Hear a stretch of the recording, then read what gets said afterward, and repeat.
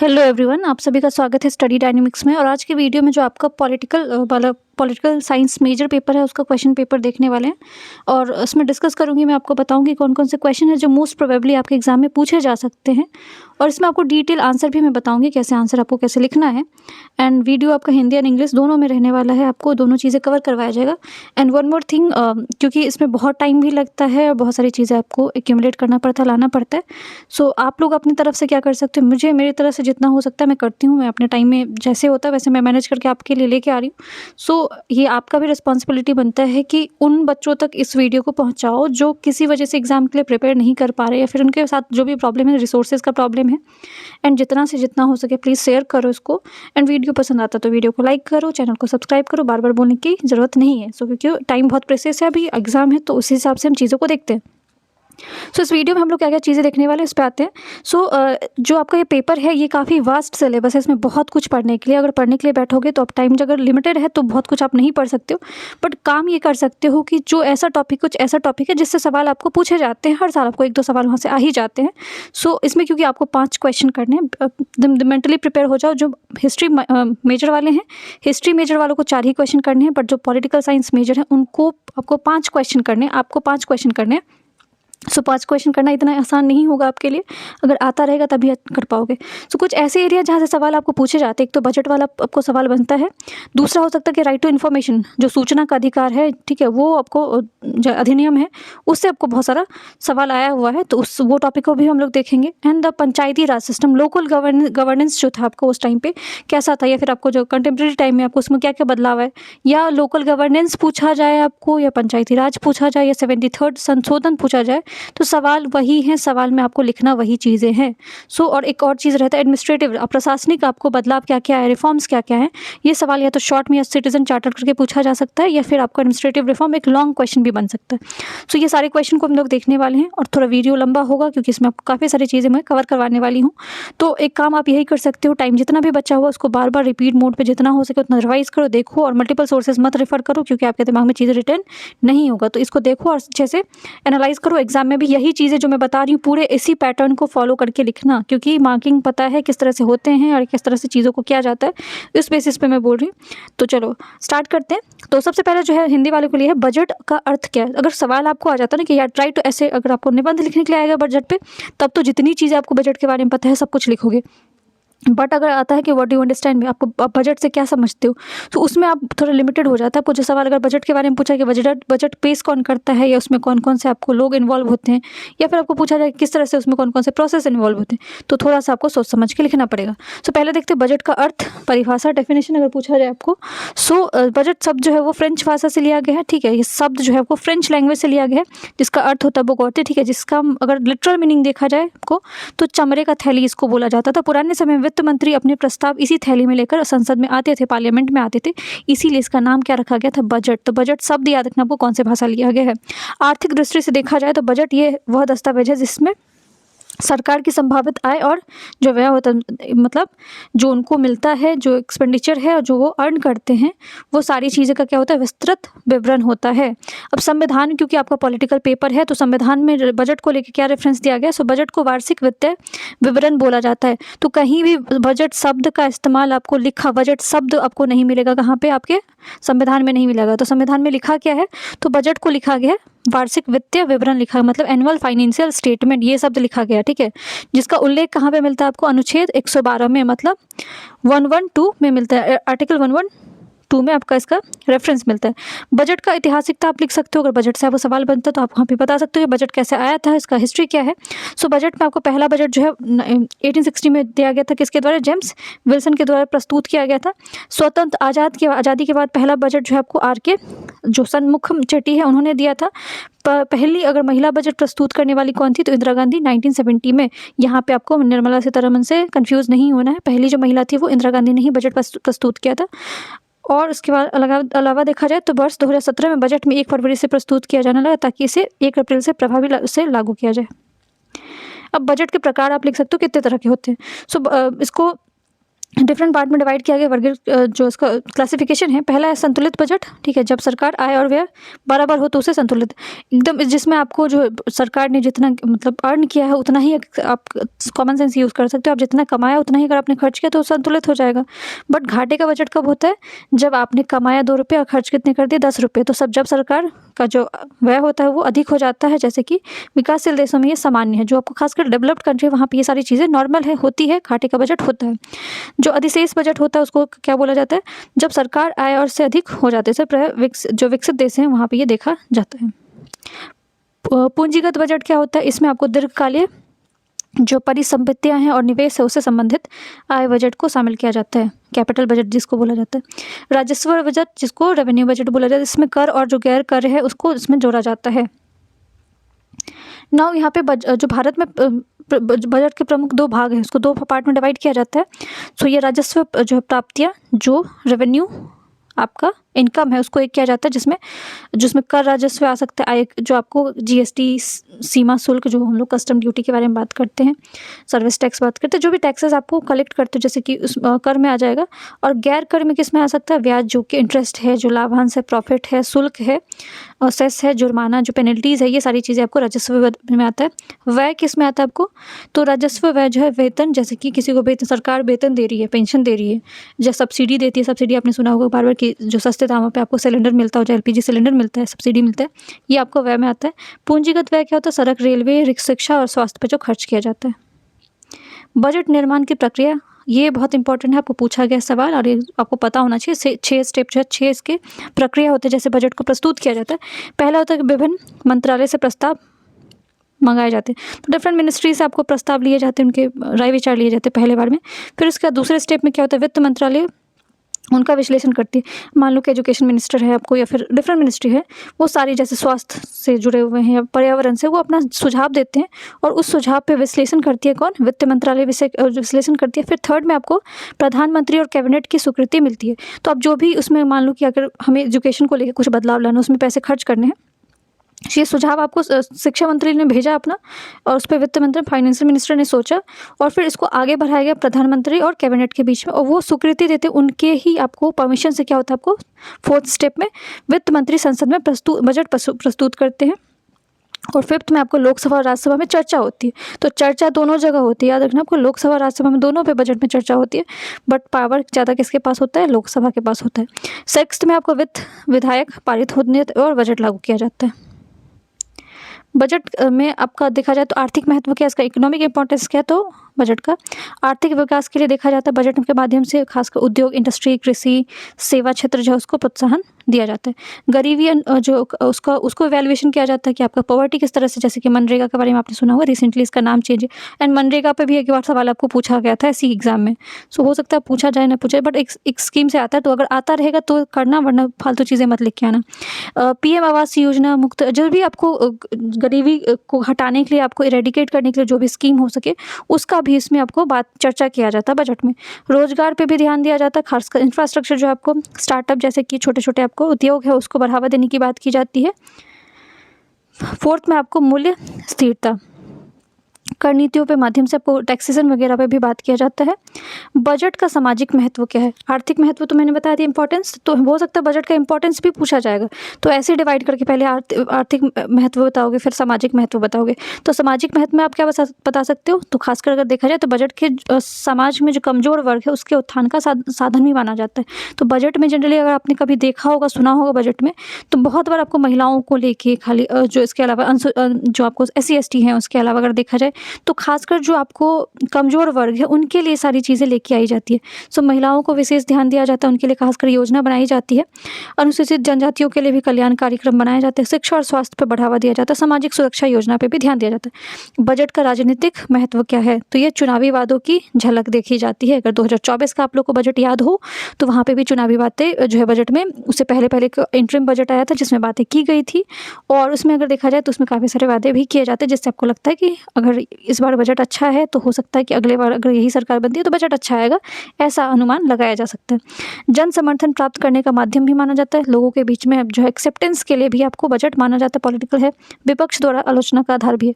तो अगर बजट आपको अच्छा नहीं होता तो विपक्ष को एक मौका भी मिल जाता है किस पे, जो आपका खासकर जो पॉलिटिकल पार्टी पावर में है उसको जो है ब्लेम करने के लिए, या फिर उसको पावर चेक करने के लिए। बजट और आम नागरिक के लिए क्या क्या चीज़ें हैं।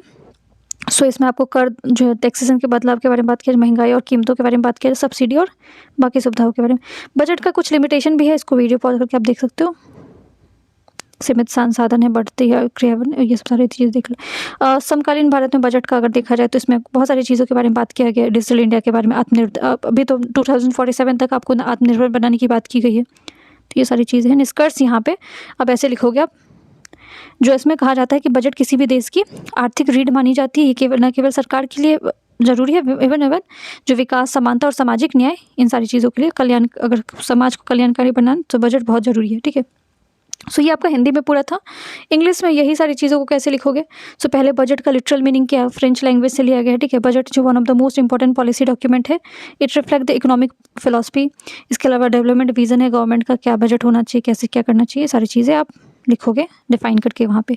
मीनिंग एंड डेफिनेशन, यहाँ पे लिटरल मीनिंग बता रही हूँ। बजट जो डिराइव किया गया, box which means small leather bag. Historically finance minister use to carry the financial document in such bag while presenting them in legislature.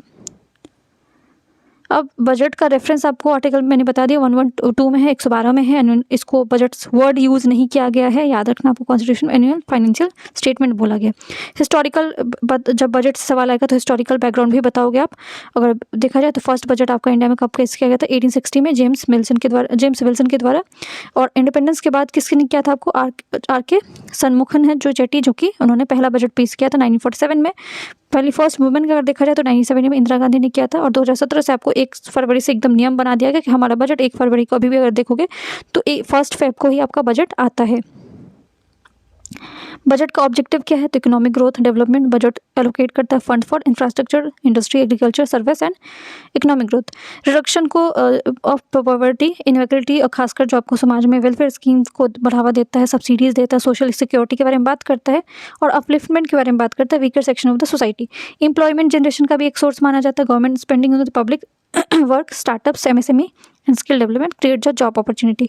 Third है आपको एम्प्लॉयमेंट जनरेशन, ऑलरेडी मैंने बताया। प्राइस स्टेबिलिटी भी, तो physical policies जो है budget help करता है कंट्रोल इन्फ्लेशन, आपको महंगाई को मतलब रोकथाम लगाने में भी मदद करता है। Stabilise the prices, balance the regional development. Types of budget, balance budget मतलब दोनों एक्सपेंडिचर और जो आपका इनकम है दोनों इक्वल रहेगा।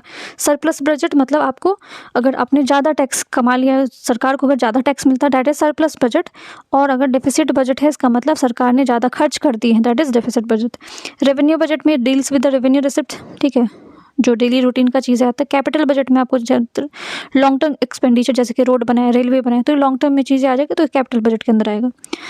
स्ट्रक्चर ऑफ इंडिया बजट में देखा जाए तो बजट जो है 2 मेजर कंपोनेंट होता है। रेवेन्यू रिसिप्ट, जो कि सरकार टैक्स के फॉर्म में लेती है, नॉन टैक्स के फॉर्म में मिलती है। टैक्स में जैसे आपको एग्जांपल आ जाएगा, जीएसटी आ जाएगा, कस्टम ड्यूटी आ जाएगा, एक्साइज ड्यूटी आ जाएगा। नॉन टैक्स रेवेन्यू में क्या आ जाएगा आपको, fee, fines, interest, receipt, dividends public sector से। गवर्नमेंट एक्सपेंडिचर जो है वो किस चीज़ पे आएगा, तो रेवेन्यू, और ये भी कैपिटल के फॉर्म में होता है, ये देख लेना आप। बजट मेकिंग प्रोसेस, ये इंपॉर्टेंट है। 6 प्रोसेस है जिसमें आपको ऑलरेडी मैंने बताया कि डिफरेंट मिनिस्ट्री अपना जो है एक्सपेंडिचर एस्टिमेट सबमिट करती है, सरकार को भेजती है कि मेरा इतना जो है खर्च होने वाला है, हेल्थ में इतना, एजुकेशन में, सब अपना अपना अलग भेजती है। फाइनेंस मिनिस्टर उसको एवेलुएट करती है, फिर उसके बाद कंसल्ट करती है खासकर जो इकोनॉमिस्ट, स्टेक होल्डर है, स्टेट गवर्नमेंट है जैसे कि प्राइम मिनिस्टर और कैबिनेट से। फिर उसको बजट को अप्रूव किया जाता है यूनियन कैबिनेट के द्वारा। फिर फाइनेंस मिनिस्टर जो है उसको प्रेजेंट करती है कहाँ पे, पार्लियामेंट में।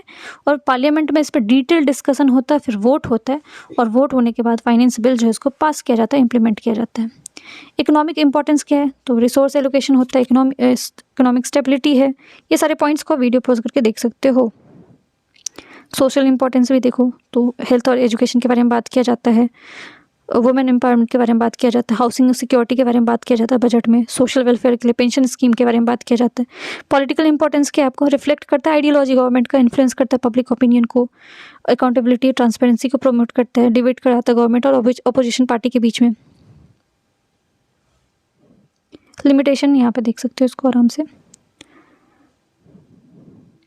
ये रहा कंक्लूजन, ठीक है। सो हिंदी इंग्लिश दोनों में चीज़ें था, आराम से इसको देख सकते हो, बहुत डिफिकल्ट चीज़ें नहीं है। एक बार बस आपको प्रोसेस याद रखना है, कौन से स्टेप, कितने स्टेप में इसको भेजे जाते हैं।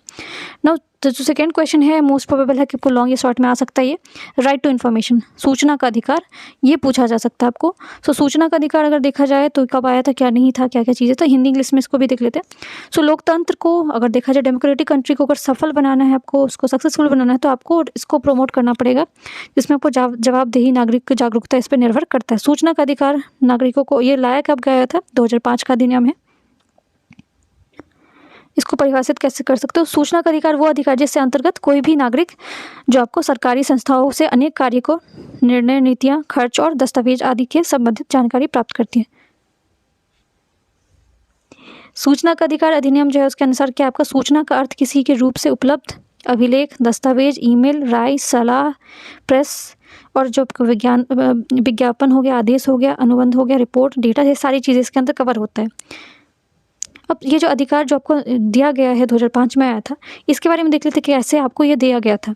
सो सबसे पहले अगर देखा जाए तो 1975 में आपको राजनारायण वर्सेस भारत सरकार का जो एक पहला जजमेंट केस था ये, जिसमें आपको जो आपको सुप्रीम कोर्ट है उन्होंने सूचना का अधिकार अभिव्यक्ति का स्वतंत्र हिस्सा माना था।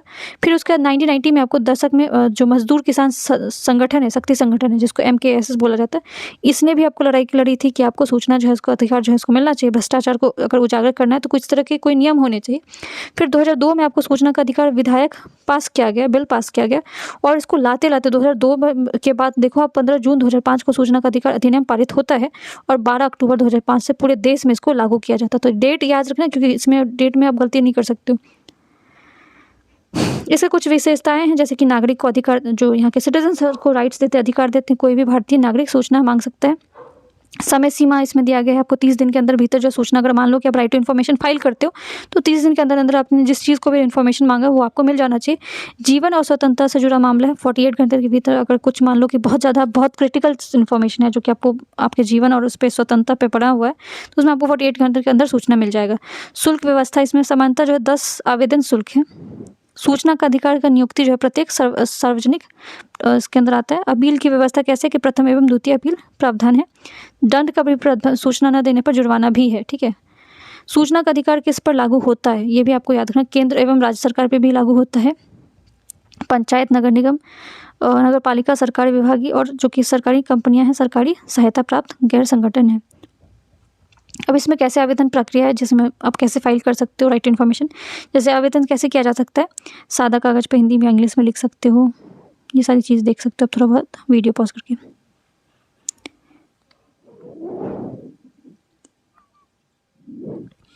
अब RTI में ना कुछ ऐसे चीज़ें भी है, जैसे कि केंद्र सूचना आयोग बनाया गया, राज्य सूचना आयोग जिसको SIC और CIC बोलते हैं, इसका कार्य अपील की सुनवाई करती है, जुर्माना लगाना काम है इनका। अब इसका महत्व पूछा जा सकता है, what is the importance of right to information, क्यों ज़रूरी है। तो सबसे पहले ट्रांसपेरेंसी को प्रमोट करता है, इसमें पारदर्शिता की वृद्धि करता है, भ्रष्टाचार पर नियंत्रण, करप्शन को रोकने में कहीं ना कहीं, क्योंकि अगर कोई घोटाला होता है और ये इन्फॉर्मेशन लीक हो जाता है तो इससे भी आपका क्या हो सकता है, जो खासकर चीज़ें हैं वो कंट्रोल में आ सकता है। लोकतंत्र को सशक्त बनाता है, डेमोक्रेटिक कंट्री को और ज़्यादा एम्पावर करता है, जवाबदेही सुनिश्चित करता है और जन कल्याण योजना का भी निगरानी करता है। इसकी उपलब्धियां क्या, अभी क्या क्या अचीवमेंट क्या, राइट इन्फॉर्मेशन जब से आपको 2005 में है उसके बाद क्या क्या चीज़ें हुई। सो राशन घोटाले को बहुत ज़्यादा उजागर किया गया। पहले अगर राशन घोटाला होता था तो लोगों को पता नहीं चलता था, बट RTI फाइल करने के बाद पता चल जाता कि कहाँ पे कितना चीज़ें गए।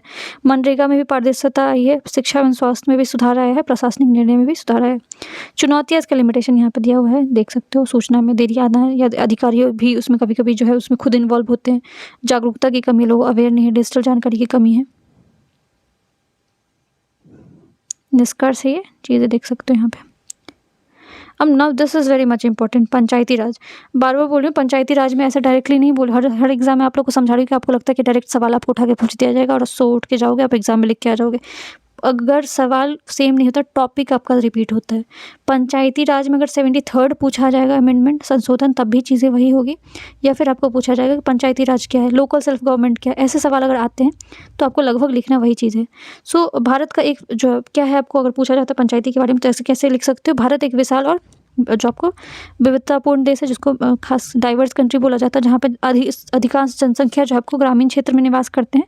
और लोकतंत्र को वास्तविक में सफलता तभी संभव है जब आप क्या करोगे, जो आपको जो शासन को जो सबसे आपको निचला वर्ग है, ठीक है, और उसमें कौन सा आता है, पंचायती राज व्यवस्था को आप क्या करोगे, स्थापना करोगे और उसको सशक्त बनाओगे।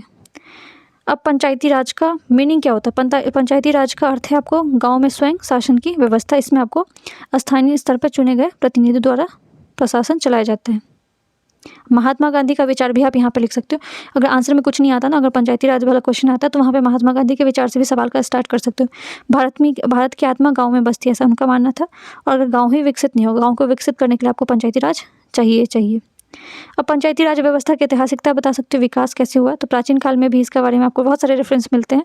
ब्रिटिश प्राचीन काल में खासकर चोला जो आपको एम्पायर, तो वहाँ पे भी इसके बारे में बात किया था, उत्तर मेरू इंस्क्रिप्शन में। ब्रिटिश समय काल में आपको क्या कब पंचायत के बारे में ज़्यादा जोर जो है उस पर दिया गया था। 1882 में लॉर्ड रिपन स्थानीय जो शासन के टाइम पर उन्होंने बात किया था। 1919 का आपको माउंटगो चैम्सफोर्ड रिफॉर्म है, वहाँ पे बात किया गया था। स्वतंत्रता में के बाद, यहाँ पे इंपॉर्टेंट है, अब यहाँ से आप चीज़ें स्किप मत करना, यहाँ से एक एक चीज़ें आपको याद रखना पड़ेगा। सबसे पहले अगर आज़ादी के बाद देखा जाए तो पंचायती राज के बारे में बात किया गया था। तो 1957 में आपको बलवंत राय मेहता जो कमेटी है उसमें बात किया गया था। इसके अलावा 1978 में अशोक मेहता समिति, उसमें भी बात किया गया था। और 1992 में, ये बहुत इंपॉर्टेंट है, 73rd अमेंडमेंट में संशोधन लाया गया था, जिसमें आपको जो इस पर ध्यान देने की बात की गई थी। अब ये 73rd संशोधन अधिनियम क्या था, इसमें आपको पंचायती राज व्यवस्था की जो है आधारशिला रखी गई थी। इसमें प्रमुख प्रावधान, क्योंकि 73rd पे आपको एक इंडिपेंडेंट सवाल पूछा गया था। इसमें आपको 3 टियर गवर्नमेंट जो बात करते हैं, 3 स्तरीय संरचना की बात की गई थी। ग्राम सभा की स्थापना की बात की गई थी। आपको नियमित चुनाव के मतलब रेगुलर जो है यहाँ पे इलेक्शन होना चाहिए। महिलाओं एवं पिछड़े वर्ग के लिए आरक्षण की बात की गई थी। वित्त आयोग जो है स्थापना की बात की थी। फाइनेंस कमीशन बनाने की बात की गई थी। अब जो पंचायती राज की संरचना है, उसका जो फॉर्मेशन है वो कैसा है। सबसे पहले आपको ग्राम पंचायत है। विलेज लेवल पे क्या होता है, आपको विलेज लेवल पे जो ग्राम स्तर पे इकाई बनाई गई है, जिसमें ग्राम प्रधान है, आपको सरपंच द्वारा उसको लीडरशिप दिया जाता है। सेकेंड आता है आपको पंचायती समिति, जिसमें आपको पंचायत ब्लॉक लेवल का आता है, जिसमें विकास खंड और स्तर कार्य माना जाता है। पंचायतों के कार्य का समन्वय है। थर्ड आता है आपको जिला परिषद डिस्ट्रिक्ट लेवल, जिसमें आपको जिले की सर्वोच्च जो स्थापना की बात की जाती है। ग्राम सभा के बारे में आप लिख आ सकते हो। ग्राम सभा में आपको पंचायती राज की आत्मा माना गया है इसमें, ठीक है। कार्य क्या क्या है इसका, योजना को स्वीकृति देना, परमिशन देना, सामाजिक लेख परीक्षा करना, पंचायत के कार्यों की निगरानी करना। पंचायती राज का कार्य क्या क्या है, ग्रामीण विकास, शिक्षा एवं स्वास्थ्य को देखना, कृषि एवं सिंचाई। इसके अलावा स्वच्छता एवं पेयजल, गरीबी जो आपको उसको इवैल्यूएशन करना, महिलाओं एवं बाल विकास। जो गांव घर में आप चीज़ें देखते हो ना, वो सारी चीज़ें आपको इसी के अंदर इंक्लूड किया जाता है। अब इसका महत्व क्या है, ये इंपॉर्टेंट हो सकता है, पूछा नहीं भी पूछा जाएगा तब भी इसको हेडिंग डाल के आप चीज़ें लिख सकते हो। लोकतंत्र का जो है विकेंद्रीकरण मतलब डिसेंट्रलाइजेशन, जन भागीदारी मतलब लोगों का इन्वॉल्वमेंट, ग्रामीण नेतृत्व का विकास, प्रशासनिक दक्षता और सामाजिक न्याय की स्थापना। चुनौतियाँ लिख सकते हो, क्या क्या चीज़ें दिक्कत है। तो पैसों की दिक्कत है, शिक्षा है, जो आपको राजनीतिक हस्तक्षेप है, और भ्रष्टाचार।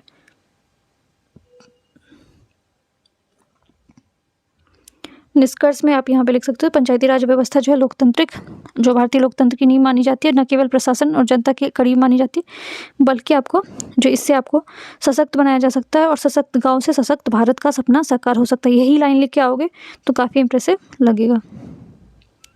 अब यही सारी चीज़ आपका हिंदी इंग्लिश में भी है, तो एक बार एकदम वीडियो पॉज करके देख लो। मैंने हिंदी इंग्लिश दोनों बताती ही गई हूँ, बट अगर आपको ऐसे फिर भी लगता है तो ये वीडियो पॉज करो यहाँ पे एंड इसको रीड कर सकते हो।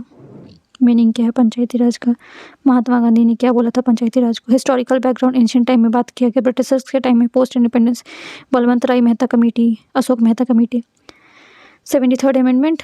और 73rd अमेंडमेंट में क्या क्या चीज़ें हैं, 3 टियर स्ट्रक्चर के बारे में बात किया, ग्राम सभा के बारे में, regular election, reservation for women and weaker section, state finance commission के बारे में। स्ट्रक्चर क्या क्या पंचायती राज का, ग्राम पंचायत है, विलेज लेवल है, बेसिक यूनिट माना गया है, इसको हेड किया गया सरपंच के द्वारा। पंचायती समिति है, ब्लॉक सिस्टम जिसको बोला जाता है, ये डिफरेंट विलेज से आपको ब्लॉक बनता है, और बहुत सारे ब्लॉक से आपको जिला परिषद बनता है डिस्ट्रिक्ट लेवल पे। ग्राम सभा इसका बेसिक यूनिट माना जाता है, जिसमें और जितने भी एडल्ट होते हैं 18 ईयर्स के, वो इसमें वोट कर सकते हैं। फंक्शन क्या, रूरल डेवलपमेंट की बात करता है, एजुकेशन, हेल्थ का, और एग्रीकल्चर इरिगेशन के बारे में बात करता है, ड्रिंकिंग वाटर, सैनिटेशन के, पॉवर्टी एलिवेशन, और वुमेन एंड चाइल्ड वेलफेयर के बारे में बात करते हैं। इंपॉर्टेंस याद रखना आपको, decentralisation power, people's participation, development of local leadership, administrative efficiency और सोशल जस्टिस। चैलेंजेस यहाँ पे लिखे हुए देख सकते हो, एवेल्युएशन देख सकते हो, and this is the conclusion. Video pause करके आराम से देख सकते हो। नाउ दिस क्वेश्चन, ये भी आपको एडमिनिस्ट्रेटिव रिफॉर्म पूछा गया, ठीक है। सो ये तो एक तो शॉर्ट में भी आ सकता है, लॉन्ग में भी आ सकता है। तो अभी तक हमने कौन कौन से क्वेश्चन देख लिए? एक तो पंचायती राज का देख लिया, राइट टू इन्फॉर्मेशन जो सूचना का अधिकार वाला नियम है, अधिनियम है, वो देखा, बजट के बारे में देखा, एंड फोर्थ चीज़ है जो मैं बता रही हूँ आपको, एडमिनिस्ट्रेटिव रिफॉर्म्स, ठीक है। पूछा जा सकता है कि आपको क्या क्या प्रशासनिक जो है बदलाव लाए गए हैं। सो एडमिनिस्ट्रेटिव रिफॉर्म जो आपको सिस्टमेटिक एफर्ट है, हिंदी में भी है तो आराम से देखो इसको। Undertaken by the government to improve the efficiency, effectiveness, transparency, ये सारी चीज़ों को प्रमोट करने के लिए India has introduce several administrative reform. India में आया है अगर देखा जाए आज़ादी से लेके अभी तक, ठीक है। यहाँ पे क्यों नीड है, क्या क्या ज़रूरत है। सो पहले नीड देख लेते हैं, एडमिनिस्ट्रेटिव रिफॉर्म क्यों किया जाता है। सो कॉलोनियल लेगेसी और रिजिड ब्यूरोक्रेसी को ख़त्म करने के लिए, ग्रोइंग ऑफ पॉपुलेशन है इसकी वजह से, डिमांड एंड ट्रांसपेरेंसी की वजह से, challenge and corruption efficiency, globalization की वजह से भी हो रहा है, और citizen participation and democratic governance की वजह से भी हो रहा है। मेजर एडमिनिस्ट्रेटिव रिफॉर्म, अभी कौन कौन सा रिफॉर्म अभी तक हुए हैं, ये बहुत इंपॉर्टेंट है। एडमिनिस्ट्रेटिव रिफॉर्म पूछा जाएगा तो लिखना पड़ेगा ये सारी चीज़ें। कॉन्स्टिट्यूशनल स्ट्रक्चरल रिफॉर्म क्या गया है, एडॉप्शन ऑफ पार्लियामेंट्री सिस्टम जिसमें आपको political control over bureaucracy, collective responsibility, accountability के बारे में बात की गई। फेडरल एडमिनिस्ट्रेटिव स्ट्रक्चर चेंज किया गया, यूनियन गवर्नमेंट का, स्टेट गवर्नमेंट का, लोकल गवर्नमेंट का। सिविल सर्विसेज रिफॉर्म, ये तो एक बार इंडिपेंडेंट सवाल ही आपको पूछ दिया गया था, सिविल सर्विसेज रिफॉर्म से क्या क्या रिलेटेड है, तो इसे बैकबोन माना गया है। इसमें आपको जनरली मेरिट बेस्ड सिस्टम बात किया गया था, यूपीएससी में ऑल इंडिया सर्विस के बारे में बात किया गया, लवासना के बारे में बात किया गया, लेटरल एंट्री जो है सर्विस में माना गया। ऑब्जेक्टिव क्या है इसको, professionalism, neutrality, efficiency, integrity promote करने के लिए। अब यहाँ से ये क्रोनोलॉजी लिख के आना पड़ेगा एग्जाम में अगर एडमिनिस्ट्रेटिव रिफॉर्म पूछा जाता है। फर्स्ट एडमिनिस्ट्रेटिव रिफॉर्म आपका कमीशन कब आया था, 1966 से लेके 70 के बीच में, ठीक है। नाउ जो एडमिनिस्ट्रेटिव रिफॉर्म कमीशन है, ये पहला जो है आपको फर्स्ट कब आया था, 66 से 70 के बीच में, और इसके चेयरमैन कौन थे, मोरारजी देसाई, ठीक है। इसमें क्या क्या रिकमेंडेशन, ये रिकमेंडेशन प्लीज लिख के आना, reducing red tapism, delegation of power, citizen oriented administration, reorganization of minister, personnel management reforms.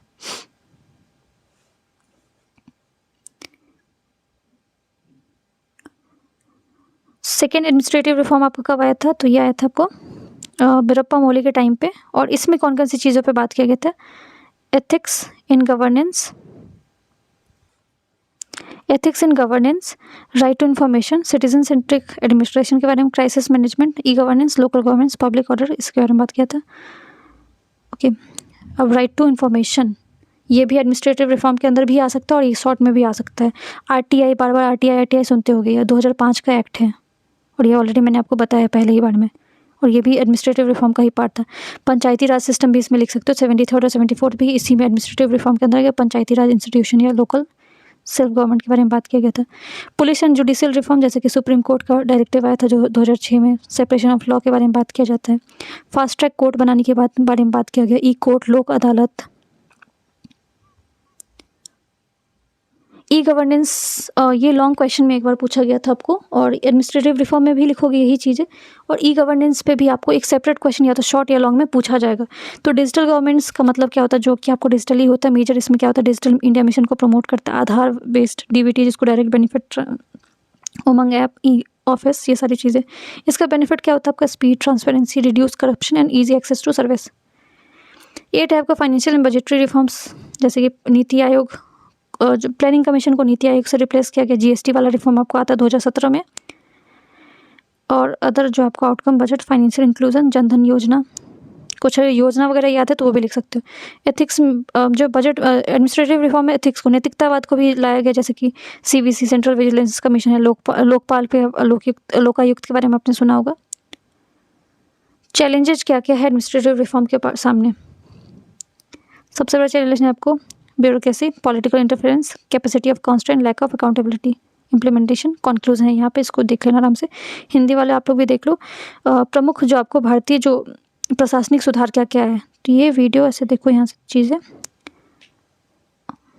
अब आवश्यकता इसका क्या है, सबसे पहले उपनिवेशक जो आपको विरासत है उसको देखने के लिए, प्रशासनिक जटिलता को देखने के लिए, और ट्रांसपेरेंसी, भ्रष्टाचार को नियंत्रण करने के लिए, विकेंद्रीकरण, तकनीकी परिवर्तन और सुशासन का स्थापना के लिए। अब इसमें जो है क्या क्या सुधार अभी तक आए, संवैधानिक सुधार में आपको क्या क्या चीज़ें किया गया, राजनीतिक नियंत्रण पे ध्यान दिया गया, उत्तरदायित्व पे, लोकतंत्र शासन पे, संघीय प्रशासन व्यवस्था में केंद्र सरकार और स्थानीय पर देखा गया। सिविल सर्विस में आपको क्या क्या सुधार किया गया? यूपीएससी द्वारा भर्ती, अखिल भारतीय सेवाएं। उद्देश्य इसका क्या? दक्षता, निष्पक्षता और ईमानदारी। पहला ये प्रशासनिक सुधार कब आया था? 1966 से लेकर 70। ये याद रखना आपको, मोरारजी देसाई के टाइम पे आया था। और इसमें सिफारिश क्या क्या चीज़ें की गई थी ये भी याद रखना आपको। द्वितीय भी देख लेना आप, द्वितीय प्रशासनिक जो आपको सुधार था वो वीरप्पा मोइली के टाइम पे आया था 2005 से 9 के बीच में। अब इसमें क्या क्या बात की, ये भी चीज़ सेम है। नैतिक शासन के बारे में, सूचना अधिकार, ई गवर्नेंस, स्थानीय, वही इंग्लिश और हिंदी में सब चीज़ें सेम है। एक बार एक बस इसको वीडियो पॉज करके वो थोड़ा सा रीड कर लो चीज़ें। पुलिस और जो आपको न्यायिक सुधार किया गया था, सुप्रीम कोर्ट का जो निर्देश है, जवाबदेही, स्वतंत्रता, फास्ट ट्रैक कोर्ट बनाने की बात की गई थी। और अगर निर्भया केस अगर आप लोग को याद हो जो 2013 में हुआ था, उसके बाद बहुत सारे बदलाव आए थे न्यायिक सुधार में, जिसमें आपको जो वो फास्ट ट्रैक और ई कोर्ट के बारे में बात किया गया था। इवन आपको 0 एफआईआर के बारे में आप लोगों ने सुना होगा, जो कि आपको ऐसा नहीं है कि कहीं अगर एफआईआर करना तो आपको डायरेक्ट वहाँ पे पुलिस स्टेशन जाने की ज़रूरत है। आप कहीं से भी अपने जो है घर बैठे भी एफआईआर फाइल कर लिखवा सकते हो, ठीक है। तो ये सब आपको न्यायिक सुधार में ये सारे पॉइंट्स लिख सकते हो। डिजिटल वाला भी आ सकता है आपको, ई गवर्नेंस आ सकता है, जिसमें आपको डिजिटल मिशन जो भी है, जैसे आप पढ़ाई लिखाई भी कर रहे हो तो डिजिटल मिशन का ही तो पार्ट है, खासकर जो अगर आप ऑनलाइन एजुकेशन ले पा रहे हो तो वो सब सारी एग्जाम्पल भी वहाँ पे लिख सकते हो। वित्तीय वाले में आप क्या लिखोगे? नीति आयोग, जीएसटी और बजटीय सुधार। तो ये कंप्लीट चीज़ें था, जितना मेरी तरफ से हो सका मैंने उसको करवाया। बाकी चीज़ें रिवाइज कर लेना अगर आपको इंपॉर्टेंट लगता है। और अगर वीडियो पसंद आ रहा है तो वीडियो को लाइक करिए, एंड एज मच एज जितना हो सके उतना शेयर करिए, लाइक करिए। Thank you so much.